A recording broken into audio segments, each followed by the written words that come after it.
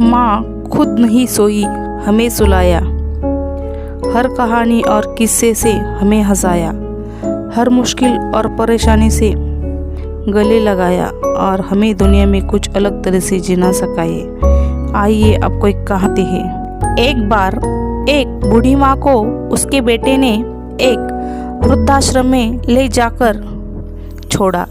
इस माँ का ये वही इकलौता बेटा था जिसके लिए इस माँ ने जीवन भर संघर्ष किया।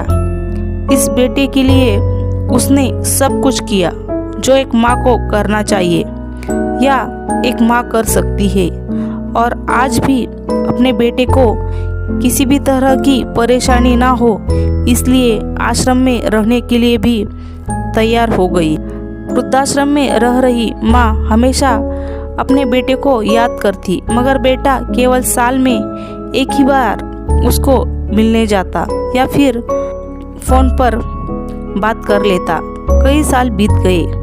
वृद्धाश्रम में बेटे को एक दिन फोन आया।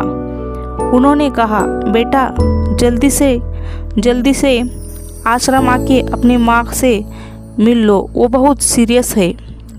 बेटा जब अपनी बीमार माँ के पास पहुँचा तब वो अपनी आखिरी सांसें गिन रही थी। बेटे ने अपनी माँ से उसकी आखिरी इच्छा पूछते हुए कहा, माँ मैं तुम्हारे लिए क्या कर सकता हूँ, बताओ। माँ ने कहा, बेटा इस आश्रम में गर्मी और मच्छर बहुत ज़्यादा है, यहाँ पर कुछ पंखे लगवा देना।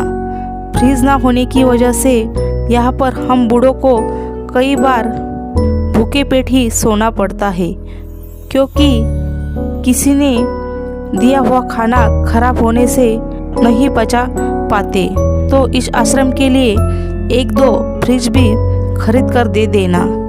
बेटे ने अपनी माँ की सारी बात सुनी और अपनी माँ से पूछा, आपने इतने साल यहाँ पर निकाल दिए पर आपने कभी भी यह बातें मुझसे नहीं कही, और जब आपके पास टाइम नहीं बचा है तब आप यह सब कह रही है, ऐसा क्यों?